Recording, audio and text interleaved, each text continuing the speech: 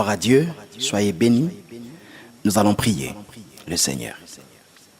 Dieu notre Père, nous voulons te dire merci pour ce beau jour, jour grand et redoutable auquel tu as voulu, Seigneur, nous rassembler encore autour de ta parole. Saint-Père, nous prions qu'en ces moments de la parole, que nos cœurs soient disposés. Je bénis, Seigneur, mon frère, ma sœur, par rapport au lieu où il se trouve en train d'écouter ce message. Je bénis le peuple de Dieu, je bénis les chauffeurs de taxi, de voitures personnelles. Seigneur, je bénis ceux qui nous suivent dans les bureaux, sur Internet, à travers le monde. Merci Seigneur pour la paix, la grâce et ton amour qui se manifeste puissamment dans la vie de ton peuple. Je te célèbre, je te bénis dans le nom de Jésus-Christ de Nazareth. Ainsi nous avons prié. Amen. Aujourd'hui, j'ai un message de Dieu pour quelqu'un. Et je vais parler aujourd'hui, mon thème principal est les 7 défis majeurs que les hommes de bon sens doivent relever dans la vie. Les 7 défis majeurs que les hommes de bon sens doivent relever dans la vie. Et nous ouvrons nos Bibles dans le livre de Proverbes, chapitre 16, verset 4. Proverbes, le chapitre 16, le verset 4, la parole de Dieu nous fait énormément du bien. Et je crois que vous êtes en train de fouiller ensemble avec moi dans la parole de Dieu. Nous allons retrouver le livre de Proverbes. Proverbes, c'est juste après le livre de Genèse. Donc vous avez Genèse après Proverbes. Je crois bien que vous avez retrouvé Proverbes. Proverbes, le chapitre... Ça, c'est pour les lecteurs de la Bible. Hein, c'est pour vérifier vraiment que vous êtes un grand lecteur de la Bible. Aujourd'hui, je vais être très calme et je vais vous apporter la parole de Dieu afin que chacun de nous soit édifié. Je suis dans le livre de Proverbes, chapitre 16. Je vais lire le verset 4.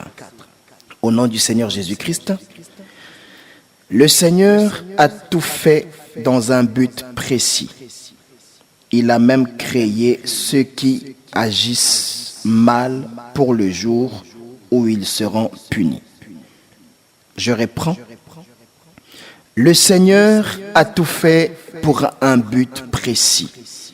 Il a même créé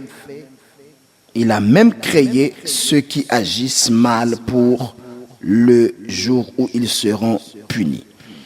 Voilà comment aujourd'hui nous découvrons que Dieu dit dans sa parole qu'il a tout fait pour un but. Si Dieu a tout fait pour un but, c'est simplement parce qu'il sait que rien n'est au hasard. Vous savez, quand Dieu dit qu'il n'a rien fait, qu'il n'y a pas quelque chose qu'il a fait qui n'est pas de but, c'est-à-dire déjà que le hasard chez Dieu n'existe pas. Que vous soyez ici ou ailleurs, que vous soyez chrétien ou païen, sachez que vous l'êtes pour un but. Mais aujourd'hui, nous allons découvrir les 7 défis majeurs que les hommes de bon sens doivent relever dans la vie. La première des choses que chacun de nous doit savoir, c'est que la vie est faite de challenges. La vie est faite de défis. Vivre la vie sans penser à relever les défis est un échec déjà organisé contre son propre avenir. Si vous vivez la vie sans penser à un quelconque défi à relever, sachez déjà que vous êtes un échec organisé pour un futur médiocre, pour un futur malade. Tout homme créé par Dieu est une flèche envoyée avec objectif d'atteindre une cible. Mais sachez que nous n'avons pas tous les mêmes cibles à atteindre. Et nous ne sommes pas tous des flèches de même nature.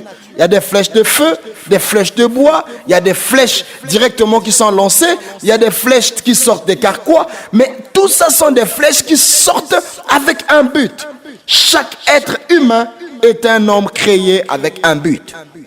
Et le but pour lequel chacun de nous a été créé n'est pas un but improvisé, n'est pas un but créé à la naissance, mais c'est un but créé à la conception. C'est-à-dire, dès que Dieu était en train de préparer votre arrivée, il avait déjà aussi préparé le but pour lequel vous avez été introduit dans le monde. Mais malheureusement que très peu de personnes ont cette conscience. Proverbe dit que Dieu a fait toutes choses dans un but précis. Il a fait toutes choses avec un but. Jamais on ne fabriquerait un micro avec lequel je suis en train de parler en le mettant sur le marché pour que moi, en tant qu'acheteur, je vienne découvrir le but. Non. C'est au fabricant de déterminer le but de son produit. Et vous êtes un produit créé par Dieu, un produit réfléchi, créé par Dieu et une flèche envoyée, sortie droit du carquois de Dieu. Et vous avez été tiré ou envoyé avec un but à atteindre. Mais aujourd'hui, parmi les buts précis pour lesquels vous avez été créé, il y en a plusieurs. Mais moi, aujourd'hui, dans ma prédication, j'ai noté ou j'ai été inspiré de parler de 7 buts principaux pour lesquels vous avez été créé. C'est ce que j'appelle le défi à relever. Une flèche qui a été lancée dans le but d'atteindre un objectif.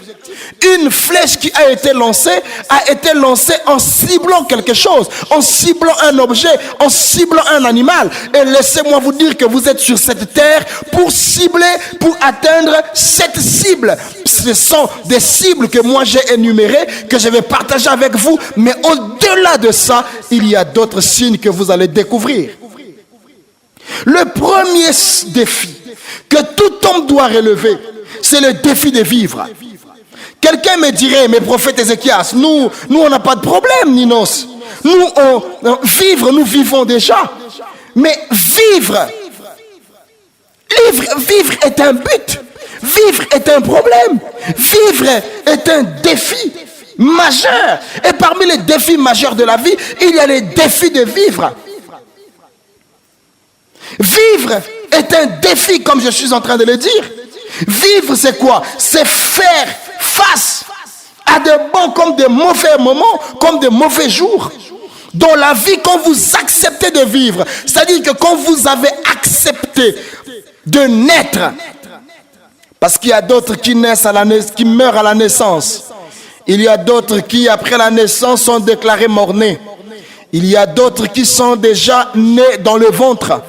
Et quand vous avez déjà eu la grâce de vivre, c'est-à-dire que vous avez déjà atteint une cible. La cible, c'est quoi? C'est la vie. Vous avez eu accès à la vie. Donc vous avez été une flèche lancée et le fait d'exister, le fait de porter le souffle de vie vous donne déjà accès à un défi. Et ce défi, c'est vivre. Mais vivre, c'est accepter de faire face au bon comme au mauvais jour. Tout celui qui accepte de vivre a déjà volontairement accepté d'affronter les bons comme les mauvais jours qui lui seront proposés. Mais dans les mauvais jours, il y a des mauvais moments. Dans les bons jours, il y a des bons moments. Faire face à la vie est un acte de courage. Est un acte de volonté profonde, de puissance. Parce que ceux qui meurent s'entendent avec la mort pour arrêter de continuer la course de la vie. Il faut aussi beaucoup de courage pour accepter de mourir. Parce que vivre, c'est être prêt à affronter les réalités de la vie, les exigences de la vie. La vie, quelquefois, ne sera toujours pas là en train de vous sourire. La vie, quelquefois, ne sera pas là, toujours en train de vous ouvrir ses bras. La vie ne sera pas toujours là, en train de vous servir tout sur un plateau. La vie ne sera pas toujours là, en train de vous dire, voilà, je suis opportunité, je suis là pour vous. La vie aussi, c'est accepter de pleurer. La vie, c'est accepter de perdre. La vie, c'est aussi accepter de jeter, c'est accepter de déchirer, accepter de coudre. Comme dit Ecclésiaste, qu'il y a un temps pour toute chose.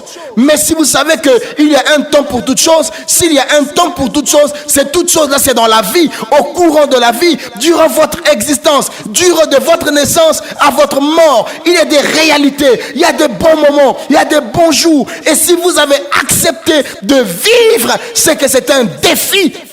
Et vous n'allez pas croiser les bras parce que vous savez que c'est un défi. Vous n'allez pas vous morfondre ou vous n'allez pas donner accès à la mort si facilement parce que vous n'arrivez plus à vivre ou parce que vous rencontrez que tout ce que vous essayez de faire, rien ne tient. Vivre, c'est aussi passer des moments de crise. Vivre, c'est aussi passer des moments de pleurs. Vivre, c'est aussi accepter un certain moment de vivre au moment où plus rien ne marche.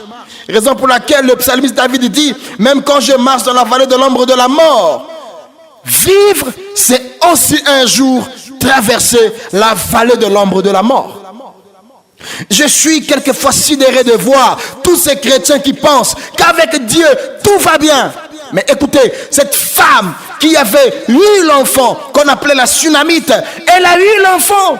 Mais la Bible dit qu'au moment où elle a perdu l'enfant, son mari lui a posé la question, comment allait l'enfant? Elle a répondu, tout va bien. C'est-à-dire qu'elle avait compris que dans la vie, il faut aussi savoir interpréter les circonstances de la vie. Quand la vie te propose une circonstance malheureuse, il ne faut pas rester là abattu parce que tu es accablé de mauvaises informations, des informations de maladie, de décès. Il faut apprendre à être fort parce que vivre est un challenge. Vivre est un défi de la vie. Il ne faut pas être lâche face à la vie parce que la vie n'est pas lâche face à vous. Vous pouvez être père de famille et vous perdez l'emploi. Mais ne baissez pas les bras à ce moment, mon ami. Ne baissez pas les bras parce que dans la vie professionnelle, ça ne marche pas. Ne baissez pas, au contraire, les bras parce que chaque jour, il y a des regards qui traduisent qu'ils attendent quelque chose de vous. Vous vous réveillez le matin, vous ne savez pas par où commencer la journée. C'est ça la vie. Mais il faut la vivre dans cette réalité, dans la manière dont elle se présente à vous. Il y a des choses, même si vous avez décidé volontairement de ne pas les vivre, la vie a déjà prévu un temps que vous allez les vivre. Voilà pourquoi, pour tous ceux qui perdent les choses, je leur ai toujours dit, vous devrez apprendre à vivre votre nouvelle vie, la manière dont elle se présente à vous. Il faut apprendre quelquefois à accepter de vivre sans ce que vous n'avez plus. Hier, vous aviez un emploi, mais aujourd'hui, vous ne l'avez plus. Ce n'est que l'emploi que vous avez perdu. Allez-vous aussi perdre la vie avec toutes les opportunités qui vous attendent devant parce qu'aujourd'hui, un emploi, vous l'avez perdu. Vous avez perdu l'emploi, mais pas le métier. Donc aujourd'hui, vous pouvez faire un accident et que vous êtes perclus des pieds après un accident. Mais vous n'allez pas détruire la vie ou demander la mort parce que vous avez perdu une jambe. Vous n'allez pas demander la mort parce que vous avez perdu un mari. Vous n'allez pas demander la mort parce que le divorce a frappé sur votre porte. Vous n'allez pas demander la mort parce que vous avez fait faillite dans un business. Vous n'allez pas demander la mort parce que vous avez trouvé que toutes les propositions que les gens vous font, rien ne marche. Vous déposez un CV à gauche, à droite, personne ne vous appelle. Mais écoutez, ce n'est pas l'occasion là d'abandonner la vie ou de se séparer de la vie. C'est seulement les gens qui ne vous appellent pas. Mais Dieu continue à vous garder en vie. La vie est un challenge. Il faut du courage. Il faut de la force. Il ne faut pas baisser les bras, mon ami. Courage, continue. C'est un défi. Tu es en train de relever un défi. Se réveiller un matin et la journée n'a pas de sens. La journée n'a pas de forme. Mais vous devrez être en mesure de savoir que chaque jour est un récipient vide que Dieu vous donne et c'est à vous de le remplir. Il faut que vous affrontez le premier défi, le défi de la vie. L'homme, au départ, était inerte, mais Dieu lui a donné son souffle afin qu'il vive. Raison pour laquelle il est écrit, en réalité dans l'homme, c'est l'esprit qui est le souffle du Tout-Puissant. Vous avez le souffle du Tout-Puissant en vous. La vie veut dire porter la responsabilité de garder le souffle du Tout-Puissant. Un souffle que le Tout-Puissant vous donne, vous avez le courage de le sortir en vous par suicide. Quel échec, quel jugement vous attend. Si la Bible dit tu ne tueras point, moi j'aimerais ajouter que tu ne te tueras point. Si tu ne dois pas tuer l'autre, donc tu n'es pas aussi appelé à te tuer. Parce que ce tuer est un crime. Et elle vous ouvre la voie de l'enfer. Parce que c'est un meurtre contre vous-même. Nous avons aujourd'hui la responsabilité de savoir que j'ai la responsabilité. Vivre même quand on est pauvre. Vivre même quand on n'a rien. Vivre même quand on n'a plus la possibilité de poser des actions qu'on posait hier. On doit continuer à manifester la volonté de vivre. Raison pour laquelle j'ai créé cette école qui aujourd'hui, avec à plus de 400 000 abonnés à travers le monde, qui reçoivent ces leçons sur WhatsApp, qui reçoivent ces leçons sur Facebook, bientôt à la radio et bientôt à la télévision, où nous parlons de vivre un devoir de grande volonté. Dieu n'est pas idiot en vous donnant le souffle de vie. Dieu ne vous a pas laissé vivre par hasard. Vous êtes en vie pour un but. Et le deuxième but, c'est celui que nous allons découvrir. Le deuxième défi, que tout homme qui a le bon sens doit relever. Le deuxième défi que tout homme doit relever dans la vie, c'est le défi de se construire. Le défi de se construire. Tout homme né vide est sans forme. Genèse, le chapitre 1, dit la terre était informe et vide. Même Dieu, qui est le Tout-Puissant, même Dieu, qui est le fort, le Seigneur des Seigneurs, le Roi des Rois, a commencé à créer. La première réussite de Dieu a été créer un monde qui n'avait pas de forme. Aussi, tout commencement doit avoir le départ de Dieu. Pourquoi voulez-vous qu'à vos débuts, vous commencez comme quelqu'un qui devrait finir? Vous savez, parmi les choses qui nous amènent à penser que nous avons échoué la vie, c'est parce que nous pensons que nous n'avons pas les mêmes choses que nous devrions avoir lorsque nous devrions finir la course. Il y a des choses que nous n'aurons pas parce que Dieu les a réservées pour la fin. Pourquoi nous devrons être tous les jours soucieux, pensant que Dieu n'agit pas parce que nous n'avons pas pu avoir un bien matériel au commencement. La Bible dit au commencement, la terre était informe et vide. Et le défi de la vie, le défi que tout homme doit relever, c'est le défi de se construire. Donner un sens à sa vie est un défi.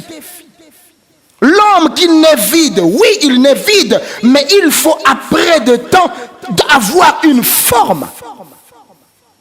Un enfant né ignorant, un enfant né inconscient, un enfant né vide.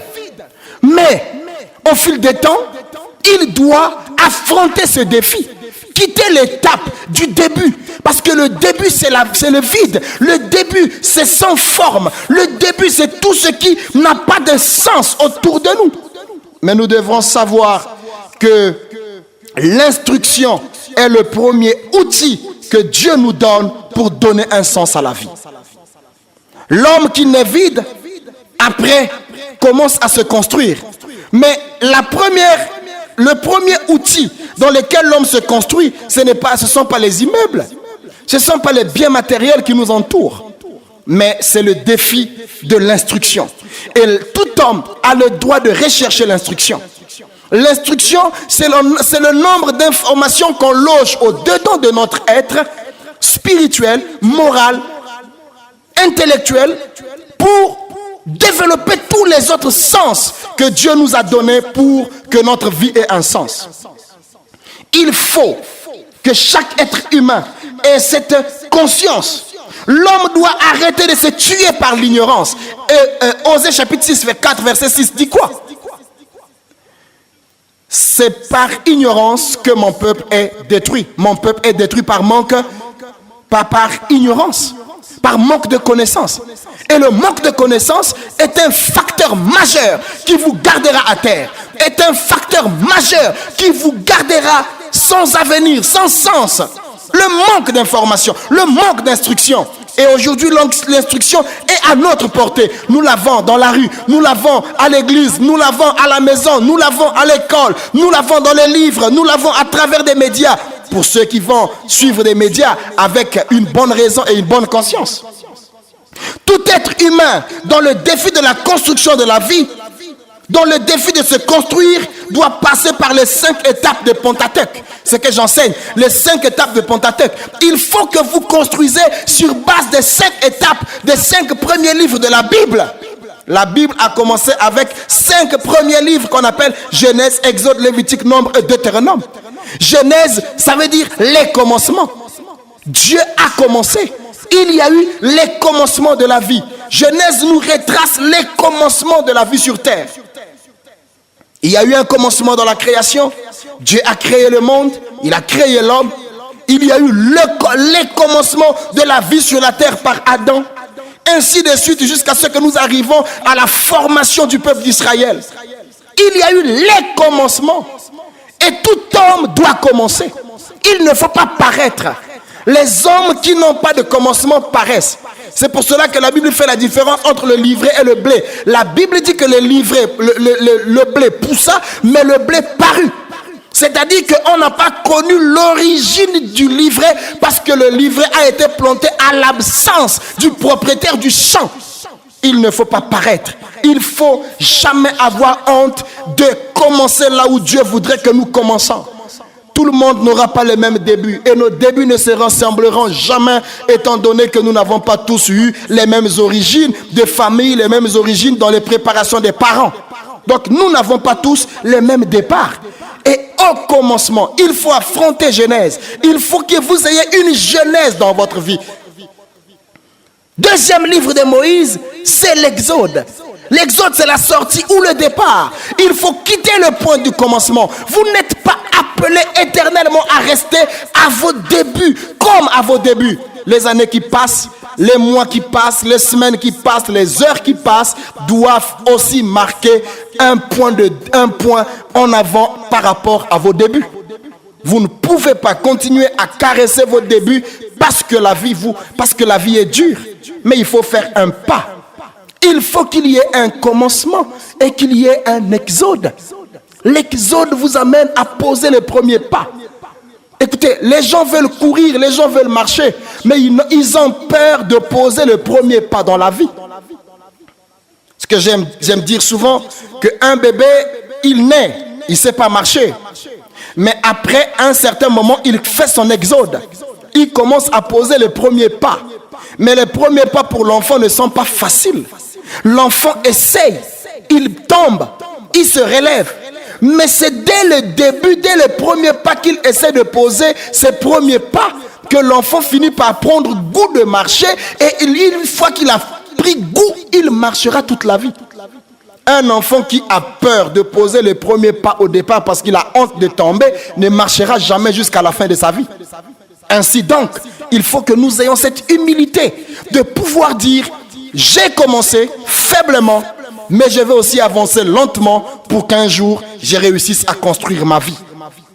On peut construire son ministère, on peut construire son église, on peut construire sa foi chrétienne, on peut construire ses bases chrétiennes. Il y a des chrétiens aujourd'hui sans base, sans fondement, parce qu'ils sont restés au début comme le premier jour où ils ont reçu Jésus-Christ dans la vie. L'apôtre Paul qui dit, vous qui autrefois aviez déjà commencé à écouter la parole, vous devrez aujourd'hui rester et commencer à écouter la nourriture, à recevoir la nourriture solide, mais dommage que vous n'êtes qu'encore au lait. Pourquoi? Ceux qui sont encore au lait sont ceux qui ont peur d'affronter leur exode. Ils ont peur. Il dit, moi si je me mets à trop prier, je serai pasteur un jour. Non, Dieu seul sait si vous serez pasteur ou non. Et que vous le refusez ou que vous l'acceptiez, de toutes les façons, si Dieu vous a appelé, vous n'allez jamais vous enfuir et vous ne réussirez jamais. Tous ceux qui ont essayé de fuir, lorsque Dieu a commencé à les appeler, ils n'ont jamais réussi. Car Dieu donnera même les oreilles à un poisson dans lequel vous allez chercher à vous réfugier parce qu'il a besoin de vous. N'ayez pas peur de poser les premiers pas. Troisième livre de Moïse, ce sont c'est Lévitique. Lévitique, c'est l'attachement. Lévi, c'est l'attachement. La tribu qui était attachée au sacerdoce. Vous commencez à faire le premier pas. Maintenant, il faut prendre le goût. Lorsque vous voulez vous construire, il faut prendre le goût de ce que vous faites. Oui, vous avez commencé quelque chose, mais ce n'est pas en un clin d'œil ou en claquant les doigts que les choses marcheront comme vous le souhaitez. Il faut que vous vous attachiez. L'amélioration vient de l'attachement. L'attachement c'est quoi? Vous vous exercez, vous prenez le temps de prier, vous prenez le temps de méditer. Vous n'allez pas devenir un chrétien affermi si vous ne vous attachez pas au Seigneur. Si vous ne vous attachez pas à sa parole, si vous ne vous attachez pas au service dans l'église, si vous ne vous attachez pas à une église, il faut apprendre à vous attacher, à aimer ce que vous faites. Et quatrième livre de Moïse, lorsque nous voulons nous construire dans les 5 étapes, c'est le 4e livre de Moïse, c'est Nombre. Nombre, c'est aussi l'image de la souffrance. Les enfants d'Israël ont vécu des moments les plus terribles dans leur marche. Dans le livre de Nombre, Dieu a frappé, a utilisé des serpents brûlants dans le désert. La famille de Corée et de Dathan ont été enterrés, engloutis par la terre. C'était un moment où Dieu a frappé dur le peuple. Il y aura un temps de souffrance pour tout celui qui accepte de marcher. Et le livre de Timothée dit que tous ceux qui voudraient vivre pieusement en Christ seront persécutés. Si vous acceptez de marcher droitement et vous refusez de suivre les chemins obscurs que les gens suivent aujourd'hui pour vite arriver, un jour, cher ami, votre sainteté peut vous amener à payer le prix. Il y a des saintetés qui vous amènent des guerres. Non pas parce que vous êtes fautif, non pas parce que vous êtes mauvais, mais votre justice, votre droiture susciteront des combats. Et vous allez arriver à vivre ce que j'appelle l'épreuve des crimes non connus. Un homme qui est droit peut être accusé faussement et les gens peuvent avoir des preuves des choses qu'il n'a jamais commises. Regardez Joseph. Quel péché avait-il commis? Et même le moment où il devrait commettre le péché avec la femme de Potiphar qui l'agressait, Joseph s'est retrouvé torse nu. Mais la chemise de Joseph dans les bras de cette femme. Les preuves de crimes non connus. Vous n'avez pas fait, mais les gens ont des preuves. Les gens racontent des choses sur votre nom, sur votre ministère. Ils vous salissent. Ce sont des temps de souffrance. La souffrance, ce n'est pas seulement manquer le pain. Ce n'est pas seulement manquer de quoi payer les frais scolaires des enfants. Mais la souffrance peut aussi être liée à une réputation de vous qu'on est en train de vouloir ternir. Mais vous souffrez intérieurement. Pour tous ceux qui veulent construire quelque chose de dur, ce sont les étapes à traverser. Et le 5e livre de Moïse, quand vous voulez construire, sachez que vous arriverez à Deutéronome, qui veut dire souvenance ou souvenir. Dans le livre de Deutéronome, vous allez vous rendre compte que Dieu n'a presque pas fait quelque chose de nouveau.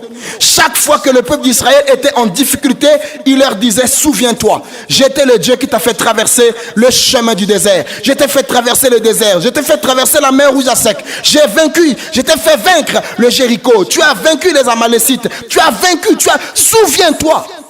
Tu ne construiras rien si tu n'arrives pas à vivre des souvenirs. Tout dans la vie, toutes les prières que nous faisons n'ont pas de réponse quelquefois à l'immédiat comme nous le souhaitons. Mais il y a des prières, Dieu avant de te répondre, il te dira: mets la foi en moi, tout en te souvenant qu'une fois tu étais malade.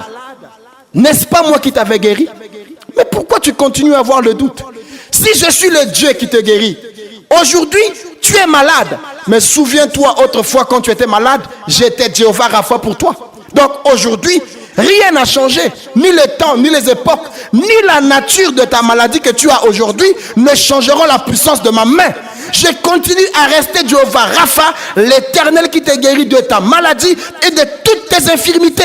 Ce que j'ai fait hier, je peux le faire encore aujourd'hui. Voilà pourquoi Hébreux 13:8 dit, il est le même hier, aujourd'hui et éternellement. Ça veut dire Dieu est un Dieu de souvenirs. N'aie pas peur. Si tu commences à construire quelque chose, n'aie pas peur. Ça marchera, ça ira. Parce que construire sa vie, c'est aussi un défi. Et le troisième défi, je vais aller vite pour atterrir dans mon enseignement. Le troisième défi que tout homme doit relever, c'est le défi de faire vivre les autres. Vous savez, quand nous construisons la vie, ce n'est pas seulement pour nous. Un père qui commence à construire une maison ne va pas se dire non, je construis ma maison pour moi. Mais il est en train de construire cette maison aussi parce qu'il sait que sa famille va y habiter. Mais non seulement sa famille, un jour il y aura dans cette maison une chambre pour étrangers de passage. Donc nous ne faisons pas des choses que pour nous. Il faut atteindre le défi de faire vivre aussi les autres. Ne vivez pas pour vous seulement. La vie a un sens quand vous atteignez la dimension de contribution. Il faut atteindre la dimension de devenir utile aux autres. Dans la Bible, dans le psaume 142, les Écritures disent, les justes viendront m'entourer quand tu m'auras fait du bien. Les gens te chercheront à cause de ton utilité. Alléluia. Ton portable sonnera beaucoup à cause. Ton portable sonnera beaucoup, je voulais dire. Quand tu deviendras utile, l'homme utile est vu. L'homme utile est recherché. Ceux qui vivent pour les autres pensent à ce qu'ils doivent faire et non à ce qu'ils doivent avoir. Le sens de la vie, c'est dans les contributions. Raison pour laquelle nous devrons, nous chrétiens, quitter l'étape des éternels consommateurs pour devenir des grands contributeurs. Ceux qui ont écrit la Bible ont contribué à notre épanouissement dans la foi. Mais nous, chrétiens, aujourd'hui, nous sommes des consommateurs. La preuve en est que nous ne contribuons même pas à l'intercession pour le salut des païens aujourd'hui. Combien sont des programmes qui sont tenus, qui ne regardent qu'à notre ego, qu'à nos besoins? Nous sommes certainement le résultat de quelqu'un que nous ne connaissons pas, qui a fléchi les genoux des années pour que nous nous convertissons. Mais aujourd'hui, combien de chrétiens gênent pour qu'un ivrogne se convertisse? Tout est tourné contre nous. Seigneur, donne-moi. Seigneur, bénis-moi. Seigneur, je suis en retard. Seigneur, fais pour qu'ils voient. Seigneur, ferme leur gueule. Non. Il faut penser pour les autres. Il faut penser aux autres. Il faut que les prédicateurs pensent aux autres. Pense au salut des âmes. Pense aux croisades. Pense au séminaire. Il faut penser aux contributions, aux choses qui contribuent et non aux choses qui sont toujours tournées vers nous. Non, mes amis, nous devrons être des contributeurs. Nous devrons être des hommes utiles. L'apôtre Paul dit à Philémon, il fait une recommandation en disant: Philémon, hier Onésime n'était pas utile. Mais maintenant, à cause de la croissance spirituelle, à cause du bon sens qu'il a développé, à cause de les écritures qu'il connaît, de la parole qu'il enseigne aujourd'hui, Onésime, qui autrefois était inutile, est devenu utile. Je peux te le recommander. Est-ce qu'on pourra te recommander? Quelle est ton utilité? Nous avons aujourd'hui des missionnaires en trop dans les églises. Des gens qui partent d'un pays vers un autre, pas pour gagner les âmes, mais pour venir créer des problèmes encore dans des troupeaux, dans des bergeries. Des missionnaires sans utilité. Des missionnaires qui viennent simplement parce qu'ils ont appris que dans telle ville, si tu arrives, on te bénira bien. Où est notre sens de contribution? Où sont ceux qui vont contribuer au maintien du réveil? Où sont ceux qui vont contribuer à l'organisation de l'Église? Où sont ceux qui vont contribuer à l'influence de l'Évangile dans notre pays? Où sont ceux qui vont contribuer à ce que des milliers d'âmes aillent dans les eaux du baptême? Où sont ceux qui vont contribuer pour que les radios marchent? Où sont ceux qui vont contribuer pour que les télévisions marchent? Où sont ceux qui vont contribuer pour que la littérature chrétienne continue à être diffusée? Où sont ceux qui vont contribuer? Nous passons le temps dans des critiques. Mais celui qui critique établit son utilité dans le milieu de ceux qui sont utiles. Nous devons apprendre à revenir et à vivre pour les autres. Le sens de ta vie serait dans les contributions et non dans la consommation.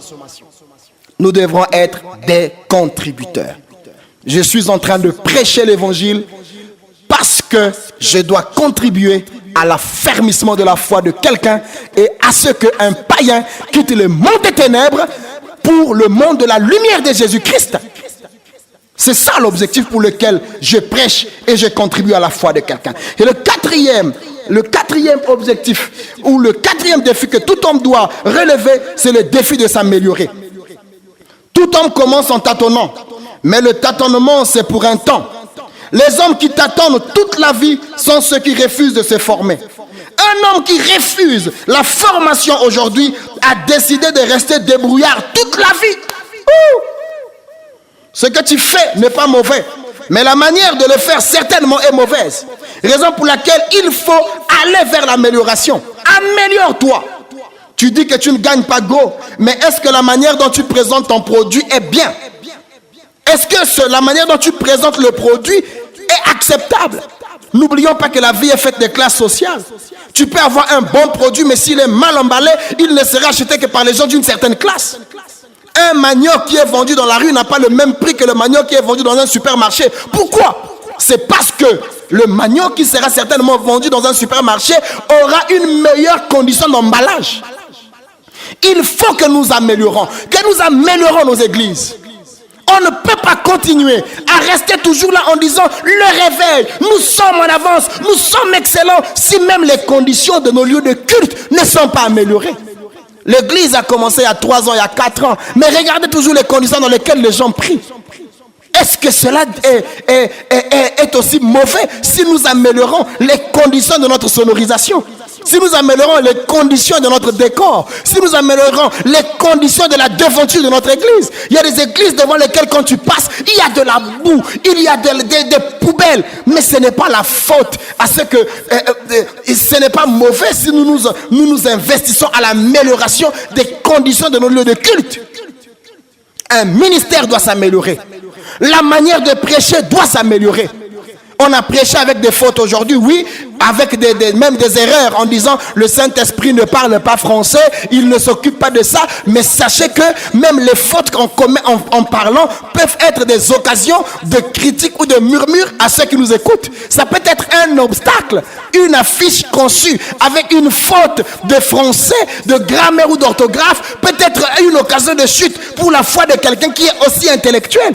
Donc nous devrons tenir compte de tous les paramètres et nous améliorer. Voilà pourquoi l'apôtre Paul dit que votre progrès soit évident et nous devrons aller de progrès en progrès. Voilà mes amis, il faut s'améliorer. Le 5e défi, c'est le défi de demeurer dans l'histoire. Le défi de demeurer dans l'histoire. La Bible dit dans Proverbes chapitre 16 verset 4, Dieu a fait chaque chose pour un but. Et vous aussi, vous avez été fait pour un but. Mais ce point sur demeurer dans l'histoire, mes amis, peut choquer ceux qui pensent être plus spirituels que moi, certainement.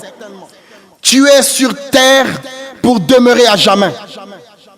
Mais comment évoquer un tel point face à la réalité que tout homme est mortel? Tout homme est mortel. Mais comment dire que l'homme qui meurt doit demeurer dans l'histoire? Oui, mais l'homme, même s'il meurt, il ne doit pas oublier qu'il a un défi. Lequel défi? C'est faire l'histoire avant de mourir. Les gens meurent, mais les photos restent. Les gens meurent, mais leur maison reste. Les gens meurent, mais leurs enfants restent. Pourquoi? Parce que Dieu n'a pas prévu un homme qui passe inaperçu sur la terre sans rien laisser comme trace. Ainsi donc, il faut qu'il y ait des hommes qui fassent l'histoire et d'autres hommes qui viendront raconter l'histoire. Tu n'es pas le fruit d'un accident sexuel au nom de Jésus. Je déclare que tu n'es pas le fruit d'un accident sexuel. Tu n'es pas le fruit d'un accident d'existence. Tu n'existes pas par hasard. Tu n'es pas là seulement parce qu'un homme et une femme se sont mis ensemble. Non, tu as été introduit sur la terre avec une mission. Alléluia. Arrête de vivre pour maintenant seulement. Arrête de penser comme ça. Ce qui fera que tu laisses l'histoire, ce sont tes œuvres, mais les bonnes. Il faut laisser les œuvres. Raison pour laquelle ceux qui nous ont précédés ont dit les artistes ne meurent pas. Pourquoi les artistes ne meurent pas? Parce que nous voyons des milliers d'artistes, des acteurs, des écrivains, des poètes, de toutes ces personnes qui ont existé ne sont plus aujourd'hui physiquement, mais leurs œuvres les ont gardées en vie. Mais tu es un potentiel artiste toi aussi. Parce que tu as une histoire que tu es en train d'écrire. Ne vis pas au brillant. Ne fais pas la vie d'à peu près. Parce que tout ce que tu fais, c'est l'ensemble de ce qui restera. Si tu fais un travail, fais-le bien. Si tu prêches, prêche bien. Si tu écris des livres, écris bien. Si tu chantes, chante bien. Si tu vends bien. Tu fais les affaires, fais bien les affaires. Tu es un politicien, fais bien la politique. Parce que tu as une histoire à laisser. Les gens qui viendront après toi devront retenir quelque chose de toi. Si tu aurais fait quelque chose de bien, ils te retiendront dans l'histoire. Si tu aurais fait quelque chose de mauvais, ils te rejetteront dans l'histoire. Fais bien. Raison pour laquelle la Bible dit dans le livre d'Apocalypse chapitre 14 verset 12, heureux dès à présent les gens qui meurent dans le Seigneur, car ils se reposent de leurs travaux, mais leurs œuvres les suivent. L'histoire, tu dois l'écrire. Et il y a d'autres qui écrivent l'histoire avec les lettres d'or. D'autres l'écrivent avec les lettres en or. D'autres l'écrivent avec leurs larmes. D'autres l'écrivent avec les soucis. D'autres l'écrivent par le rejet. D'autres l'écrivent. Tout ce que tu vis a une place dans l'histoire. Ne néglige rien. Raison pour laquelle nous qui sommes écrivains, prenons aussi le temps de marquer des grandes lignes dans nos livres, des moments passés dans nos vies. Les biens comme les mal, le mauvais comme les bons jours que nous vivons, ainsi trouvent des corps dans des textes, dans des histoires, dans des livres. Et nous pourrons aujourd'hui confirmer que, certes, une partie de l'histoire de l'humanité aurait pu être oubliée par l'ensemble des mortels s'il n'y avait pas des gens qui écrivent l'histoire. Des histoires passées à l'époque où les médias n'ont pas existé sont retracées aujourd'hui par des acteurs qui croient en l'histoire. Des histoires vécues à l'époque où nous n'avions pas été seront effacées aujourd'hui si la culture de l'histoire avait été effacée. Nous n'aurons pas la Bible aujourd'hui. Nous ne connaîtrons pas Dieu s'il n'y avait pas des hommes qui pensaient à maintenir l'histoire du monde, à maintenir l'histoire des hommes qui ont marché avec Dieu. Où sont les généraux de Dieu? Dans nos pays, on tue l'histoire. Dans nos pays, on efface l'histoire. Dans nos pays, on écrase les gens qui font l'histoire. Où sont ceux qui ont amené le réveil? Où sont ceux qui ont travaillé pour le réveil? Où sont ceux qui ont retracé les choses politiquement? Où sont ceux? L'histoire réclame ses héros. Il faut faire l'histoire. C'est un défi. Le 6e défi, l'avant-dernier, c'est le défi de la stabilité. Dieu a fait chaque chose pour un but. Le défi de la stabilité. Vous avez commencé la vie. Vous avez fait le parcours. Vous cherchez. Mais il y a un temps où il faut se stabiliser. Un jour, vous étiez roseau agité. Mais un autre jour, il faut devenir pierre. Un autre jour, vous étiez Céphas. Un autre jour, vous devez devenir pierre. Un autre jour, vous étiez Simon. Un autre jour, vous devez devenir Pierre. Un autre jour, Saul de Tarse. Un autre jour, Paul. Quels sont les jours où vous allez laisser d'être agité? Il faut courir pendant un temps. Il faut se battre pour être stable. Depuis que vous cherchez, n'avez-vous jamais trouvé? Quand est-ce que vous allez finir d'aimer toutes les femmes que vous croisez? Il y a des hommes qui aiment toutes les femmes qu'elles rencontrent dans la rue. Leur cœur bat à n'importe quelle seconde. Ils ont dit ou elles ont dit je t'aime, même à des monstres qu'ils n'ont rencontrés qu'une seule fois, qui quelquefois étaient des esprits revenus pour envoûter, mais ils ont aimé ces esprits à cause de l'instabilité sentimentale.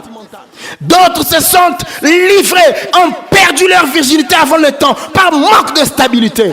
On te prêche l'évangile, tu ne veux pas t'asseoir. Jusqu'à quand parcouriras-tu les églises? Jusqu'à quand seras-tu derrière des grands noms? Tu cours dans tous les sens. Tu es même absent de ton église parce que tu es à la recherche du meilleur pasteur qui a la plus grande onction de la planète. Ainsi donc tu iras d'église en église, de pasteur en pasteur, jusqu'à ce que tu finiras par renier la foi si tu ne deviens pas stable. Il faut rechercher la stabilité. Il y a des gens qui sont des éternels instables. Ils sont instables spirituellement. On ne connaît pas leur véritable église. Ils sont dans toutes les églises du monde. C'est vrai que nous tous nous appartenons au corps de Christ, mais en dehors du fait que nous devrons appartenir au corps de Christ, nous devrons rechercher à être stables dans une église locale où nous serons suivis, où nous allons connaître notre croissance spirituelle. Il y a des gens qui sont instables moralement, toujours bagarreur depuis qu'il a commencé, toujours fort en insultes. Il est instable. Des gens qui sont instables sentimentalement. Instable. On n'a jamais connu sa position. Depuis qu'il a promis 11 fiancés, il a fui l'église, il est parti dans une autre église. Instable. Insatisfait. Des gens insatisfaits dans tout. Ils sont instables. Des gens instables familialement. Depuis qu'il a épousé sa femme, il n'est là que de gauche à droite, de gauche à droite. Jamais il ne s'est assis, jamais il n'a formé une famille. Il est toujours enfant à gauche, enfant à droite. On ne sait pas ce qu'il cherche. Instable socialement. Vous avez commencé la vie depuis des années. Vous cherchez pas de chaise, pas de fourchette, pas de cuillère, pas de télévision. Toujours sous-logé, en train de chercher la vie. Je ne refuse pas. Mais j'ai dit qu'il y a un chien, il y a chaque chose a son temps. Mais c'est le temps de votre stabilité. Je le prophétise au nom de Jésus-Christ. Vous êtes en train de quitter l'instabilité maintenant pour rentrer dans un vent de stabilité, même la stabilité financière, au nom d'eux. C'est un défi à relever. Et il faut le relever. Et le dernier défi que tout homme de bon sens doit relever dans la vie, c'est le défi d'aller au ciel. Quelqu'un me dirait, mais prophète Ninos, pourquoi tu n'as pas commencé en parlant d'aller au ciel? Non. Je suis clair. Et je sais que chaque être humain a besoin d'aller au ciel. Dans le livre d'Ecclésiaste, chapitre 3, verset 11, la Bible dit qu'il a mis dans l'homme la pensée de l'éternité. Dieu a mis en nous la pensée de l'éternité. Dieu a mis en nous la pensée du retour. Du retour à l'éternité. Parce que nous venons de l'éternité. Tu es un touriste. Tu es un pèlerin sur la terre. Après avoir gagné, après avoir relevé le défi de la stabilité, le défi de faire vivre les autres, le défi d'être excellent, le défi d'être meilleur, le défi de s'organiser, le défi de s'améliorer, le défi de se construire, le défi de construire la vie des autres, il y a un dernier défi que tu dois atteindre et c'est le dernier. Après avoir réussi sur la terre, où passeras-tu ton éternité? Le mystère, c'est que il y a un vide dans la terre. Parce que Dieu a pris l'homme. Et depuis qu'il avait pris l'homme, c'était comme un trou. Il a creusé. Mais après avoir creusé, cette place est restée vide. Voilà pourquoi la fin de tout être humain physiquement, c'est le retour à la terre. Pourquoi nous retournons à la terre? C'est pour aller combler la place qui avait été vidée lorsque nous avons été pris à la création. Voilà pourquoi la mort n'étonne pas Dieu. Mais en dehors du fait que nous retournons physiquement pour aller combler le vide d'où nous sortons dans la terre, Dieu aussi physiquement, spirituellement nous a pris de l'éternité. C'est pour cela qu'en nous envoyant, il attend que nous retournons à lui. Il y a un retour spirituel que l'homme doit faire vers Dieu. Voilà pourquoi l'âme que vous êtes en train de priver d'écouter la parole de Dieu retournera à Dieu. Mais dans quel état? Saccagé, malade, mondaine, aimant les plaisirs plus que Dieu, alors à ce moment-là, vous allez vous rendre compte que votre vie, malgré toutes vos réussites et vos succès sur la terre, si vous ratez l'éternité, votre vie a été un échec. Réussir la vie, c'est finir au ciel. Réussir la vie, ce n'est pas laisser des immeubles. Vous laisserez des immeubles, on vous applaudira. Vous allez écrire l'histoire en tant qu'un bon acteur, on vous applaudira. Mais, après avoir été un bon acteur, avez-vous une place au ciel? Aujourd'hui, vous tous qui avez écouté cet enseignement, cette prédication, je vous lance un défi. Je vous chercherai au ciel. Que Dieu vous bénisse. Vous qui avez écouté ce message, nous allons prier. Seigneur Dieu de grâce, je n'ai été qu'un instrument pendant cette période, en ces quelques minutes où nous avons partagé ta parole. Certainement beaucoup de choses auraient été dites, faute de temps. Mais je prie Seigneur que l'essentiel de ce message trouve une place, afin que mon frère et ma sœur, qui a oublié le bon sens, reviennent vers toi. Il y a des gens dont leur conscience ne leur parle plus, parce qu'ils sont perdus, parce qu'ils sont loin. Ils sont préoccupés à gagner la vie, mais en oubliant qu'ils doivent aussi finir dans le dernier défi, c'est aller au ciel. Nous sommes Seigneur sur la terre, mais en ayant une pensée pour l'éternité. Garde-nous, garde notre foi, afin qu'au dernier jour, nous ayons les éloges pour avoir été des bons disciples, des bons hommes, ayant le sens pour avoir été des acteurs au centre de la vie humaine. Mais Seigneur, au-delà de tout, que nous soyons félicités en disant: tu as été fidèle sur la terre, mais maintenant au ciel, entre dans la joie de ton maître. Seigneur, nous disons aujourd'hui, garde-nous dans ton chemin, garde-nous fidèles à toi, car nous craignons et nous refusons qu'après avoir fait rentrer plusieurs au ciel à partir de nos prédications, que nous soyons rejetés nous-mêmes.